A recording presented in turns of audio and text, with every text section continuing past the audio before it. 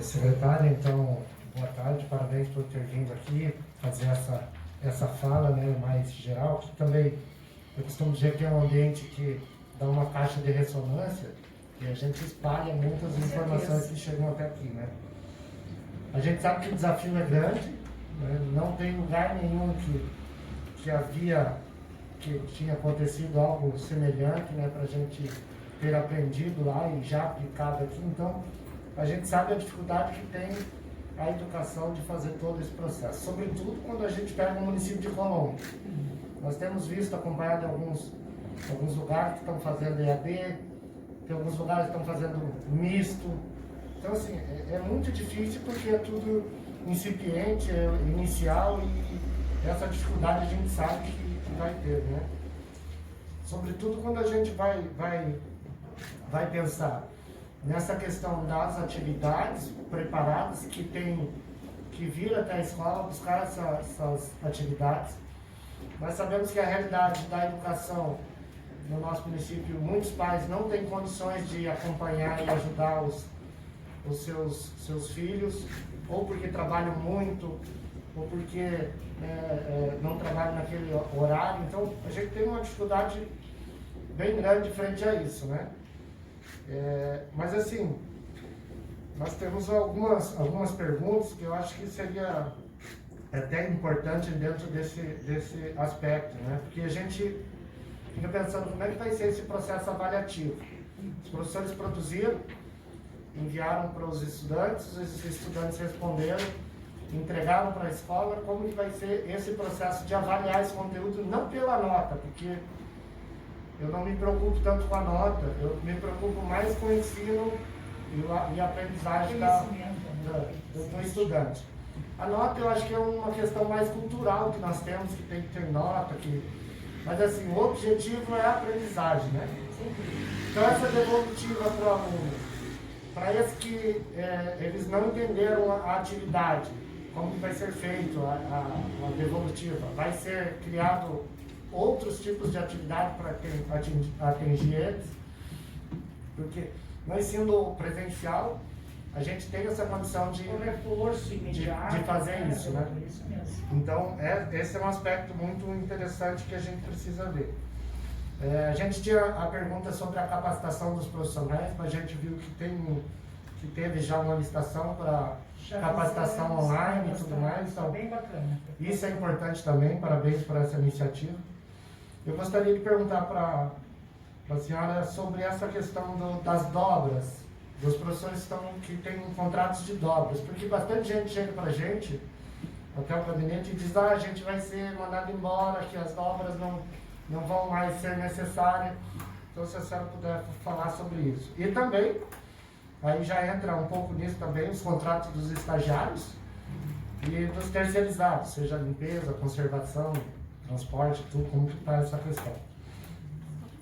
Uma das perguntas que eu ia fazer era se tinha necessidade do professor ir até a escola para fazer esse planejamento, mas você já orientou ali que é opcional, né? E que não tem a necessidade de estar efetivamente lá. Mas frente a esse planejamento, é obrigatório que seja feito por áreas? Tipo, quem dá artes tem que fazer o planejamento todos juntos? Ou se pode cada um fazer dentro do teletrabalho mesmo, né? Aí também a questão que eu acho que é importante, né? Até foi citado aqui sobre a merenda escolar, né? Eu estou fazendo algumas perguntas que eu já sei a resposta até, mas eu acho que é importante ser explanado para que isso, né, seja compartilhado, né? Nesse aspecto da merenda, da distribuição de uns kits para merenda, então, eu sei assim que vocês estão fazendo o que é legal, o que é correto, tudo. Eu tenho discordância nesse sentido de distribuir para todos, né? Porque eu penso que é um momento de fragilidade e a gente tinha que distribuir só para aqueles que necessitam. Mas eu sei também que é um pouco complicado a gente fazer isso, né? Sei também daqueles que não forem na escola, né? Esses alimentos serão distribuídos novamente por aqueles outros, mas isso numa sequência quando ele não tiver. Gostaria de falar isso porque é um dos pontos importantes dentro dessa toda essa discussão aqui, fazer essa observação. E também, finalizando aqui, como que está essa questão com a educação rural específica e com a educação especial também. Como é que vai fazer toda essa questão aí? Se vocês já têm alguma iniciativa, se já tem alguma ação frente a isso. E parabéns, é um desafio muito grande. Né? A gente sabe que não pode ficar nas atividades extracurriculares, agora a gente tem que ir para atividades não presenciais, mas que tenha ensino mesmo. Perfeito, vereador. Fez um apanhadão. Vereador, eu tenho uma correspondência sua que trata de dobras. Então, eu vou responder assim. Aquela sua primeira pergunta a respeito da criança que ficou aquém do desejado. Como é que faz? Puxa vida, ele não aprendeu direito como é que faz. Aí é o professor é o professor. Não é porque todos os professores estão lá, cada qual dentro da sua turma, porque ele já tem, ou seja, já está com a sua turma desde o começo do ano lá, embora há pouco tempo, mas se altera alguma situação por um eventual afastamento de saúde, de gestação, ou coisa assim, influência nas atividades. Senão, você mantém o professor que até então assumiu a turma no dia 13 de fevereiro. Aulas especiais, aula de educação física, como é que eu vou dar educação física? Eu vou dar educação física, eu vou orientar, fazer a recreação, eu tenho N atividades que eu posso fazer e que elas são exploradas de uma forma não como atividade física propriamente dita, mas em recreação. Até porque nas séries iniciais não é educação física, é recreação. Então, cada qual dentro das suas competências. E trabalhando as aulas especiais, artes, ensino religioso e todas as atividades que complementam a grade curricular, que são trabalhadas normalmente.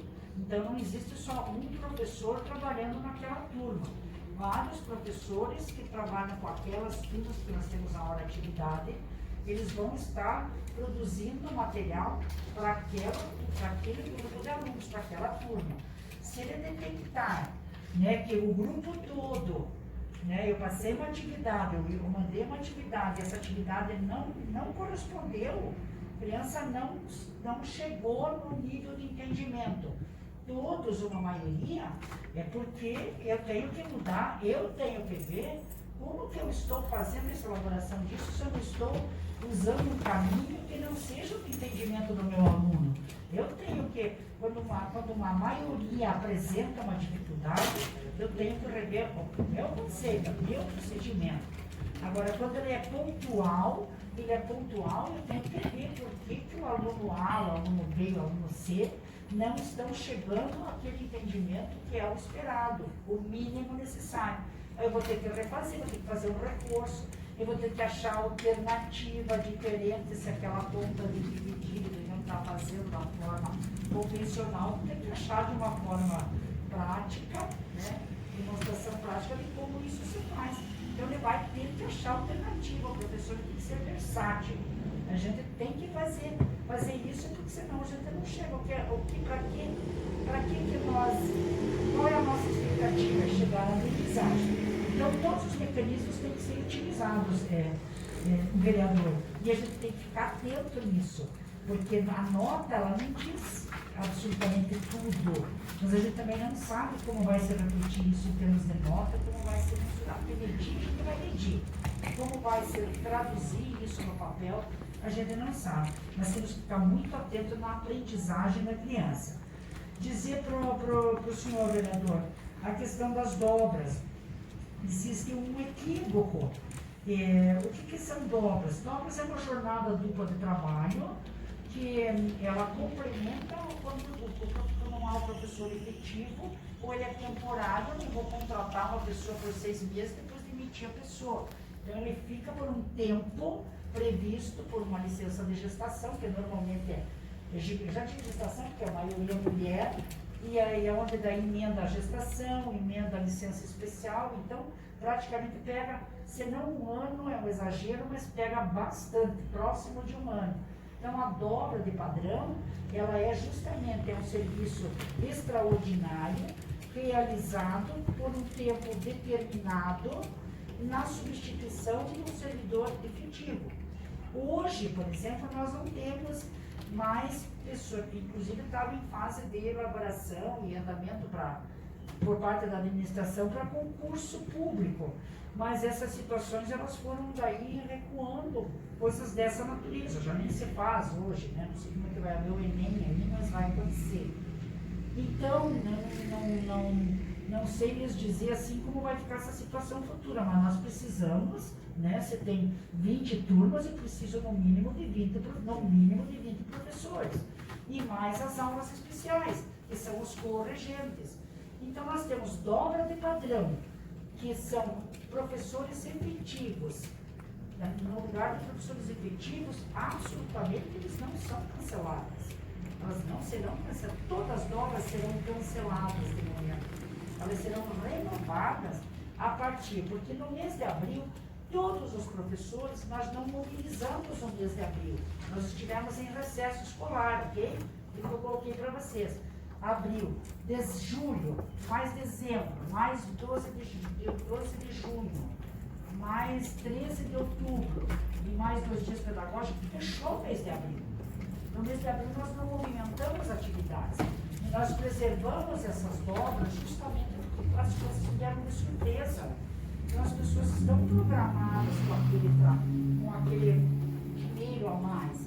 Então não foi preservado, a administração preservou, manteve essas dobras, né? Receberam por essas dobras. Então no mês de maio eles estão fazendo atividades não presenciais, eles não estão se deslocando, estão fazendo atividades não presenciais para repor aquilo que eles não fizeram no mês de abril, porque nós não tínhamos atividades não presenciais. Então no mês de maio todos estão fazendo o trabalho, porque no mês de abril todos foram remunerados com a dobra, aqueles que tinham, durante o mês inteiro. Foi até dia 28, a gente considerou 29, 30, porque aí é uma coisa tão insignificante nesse contexto. Então todos receberam. O que acontece? Em maio todos trabalham, a partir de junho nós cancelamos, porque as dobras é até dia 3 de julho, morreu, não tem mais 3 de julho para nós não diz mais nada. Esse calendário já não existe mais, era o fechamento do primeiro semestre. Então, quando eles voltam, agora no mês de junho, todos aqueles que são suprimento de falta do professor que estava lá, ele vai continuar, vai ser renovado a dobra dele, naturalmente. Aquele que era corrigente, naturalmente. Então, não vai. O que vai cair? Eu digo que a maioria, 90 e tantos % permanece, porque as turmas não vão reduzir, né? Não vão reduzir aluno, não vai aumentar aluno, não posso aumentar a dobra, né? Porque não vai aumentar aluno, então as coisas estão inertes. O que vai ocorrer? Pode eventualmente uma ou outra dobra cair, que é a condição daquele professor, especialmente nas escolas de maior porte, que a gente ainda, por um plus a mais, a gente deixa lá um professor de manhã, um professor à tarde. Uma escola que conta com 35, 38 professores no grupo da manhã e mais outro mesmo grupo à tarde, naturalmente as ausências acontecem, o atraso acontece, tudo entre os 2 dias é natural, porque o volume é grande. Só que essas pessoas são auxiliares. E auxiliar porque um dia a vereadora não veio, no outro dia o outro vereador que não veio, e o outro aluno que passou por o outro colega que teve um acidente e vai ficar afastado, ou passou por uma cirurgia, eu vou suprir. Eu não posso programar atividades efetivas para aquilo que não é efetivo na minha prática do dia a dia. Então, essas dobras vão cair. Essas dobras estão aqui. Não tem lógica. Eu vou programar atividade para quem? Se hoje eu cuido daqui, com o mesmo valor, com a mesma importância, mas a quem ele vai destinar aquele trabalho? Só para dizer que vai o trabalho? Não é isso que a gente quer. Então é muito raro, sabe, vereador? Muito raro alguma dobra que venha cair nesse sentido, mas são muito poucos, a gente não tem excesso de pessoas na nossa rede, a nossa rede é bem enxuta, então o que a gente vai fazer é ampliar. Uma outra condição que pode ocorrer, que neste período que eu estava colocando ontem, nesse período pode acontecer que 1, 2, 3, todos os professores lá retornem uma licença de gestação. Um retorna na escola que tem uma dobra que estava dublando neste período de 6 meses da licença, ela passou os 6 meses e volta o professor. O que vai fazer o professor? Ele vai reassumir a sua turma, vai se inteirar daquilo que está acontecendo na turma e vai retomar, e é ele que vai fazer essa atividade. E a dobra cai, porque a dobra é uma jornada suplementar. Então, ele traz um déficit, mas ele não é uma coisa significativa assim. E pode ocorrer, na contrapartida, hoje, por exemplo, eu sei que tinha lá, acho que umas 8, 10 aposentadorias que estão na fila para serem convocadas. Estou lá eu, professor, mas que daí, de repente, exija que eu precise de uma pessoa porque a professora X se aposentou. Alguém vai ter que programar atividades para aquela turma de alunos. Então, ele não dá essa interpretação de que cai tudo, porque não há sensibilidade da questão financeira, nada disso, sabe? A gente está muito... Cai tudo, mas ela tem uma como é que eu vou dizer para os senhores? Ela tem um controle absoluto diante disso tudo, sabe? Então eu vejo que é uma estimativa muito pequena. A questão dos estagiários, nós temos 9 estagiários que são assistentes administrativos. Esses estagiários de assistência administrativa precisam muito. Então eu pedi assim que o RH solicitasse, especialmente agora, para produzir material, para imprimir material, para ajudar a organizar, é muito importante. Então a gente já fez a retomada, porque eles estavam menos de 18 anos, não temos 9 mais, né? Que são 4 menos de 18 anos, e menos de 18 anos a situação de risco ela libera, assim como libera também os nossos servidores, professores, e tudo nas questões de idade, essa questão do doenças crônicas, etc., a gente tem que respeitar, deve respeitar, e o estagiário menor de 18 anos também, ele não pode ser chamado a retornar ao trabalho. Nós vamos ter, acho que 4 só administrativos que voltam, os demais não voltam, 4 ou 5, não lembro bem agora. Às vezes eu gravo os números maiores e esse pequeno ali, mas são muito poucos. Os demais estagiários de pedagogia não tem nenhuma razão para eles estarem fazendo, eles não elaboram atividade. O estagiário de pedagogia ou de magistério, ele não vem elaborar atividade. Então, esses estagiários, eu já coloquei para o RH.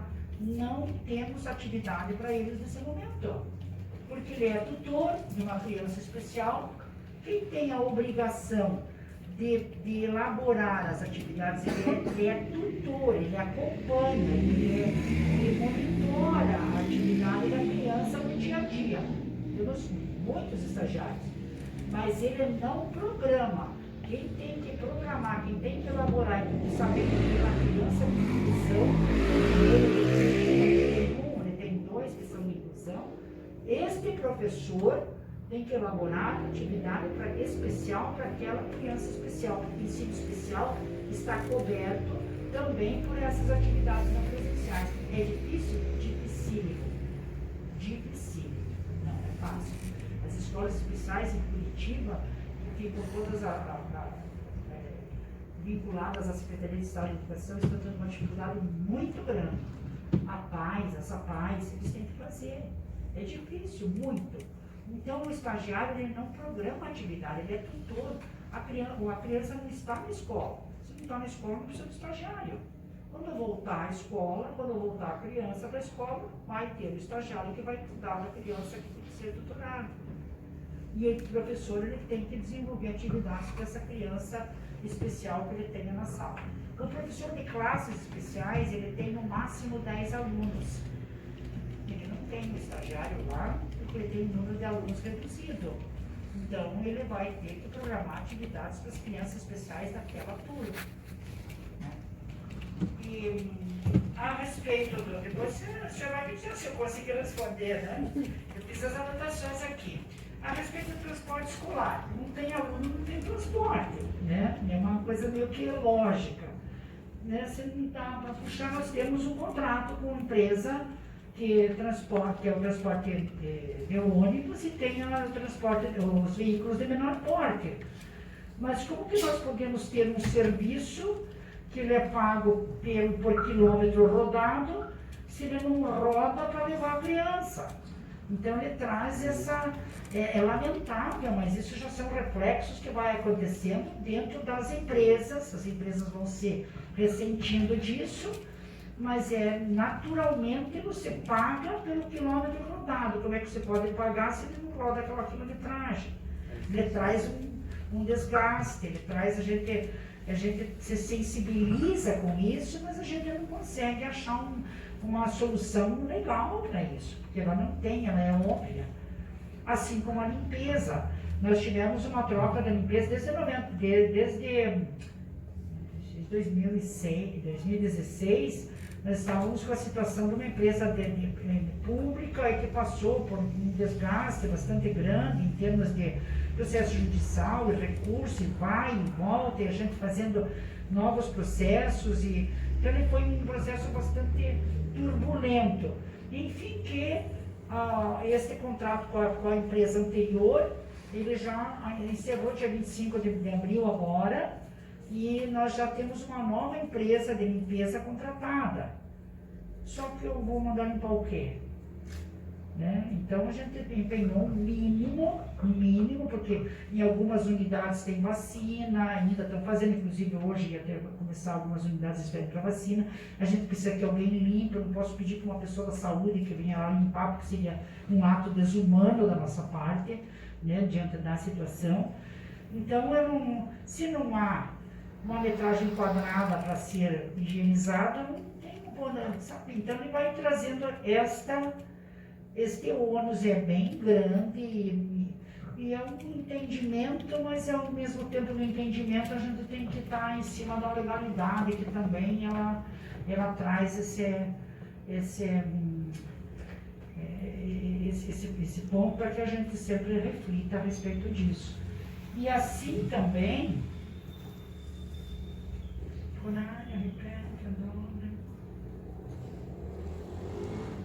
eu acho que eu coloquei assim, de uma forma muito sucinta, vereador, não sei se eu respondi às suas perguntas.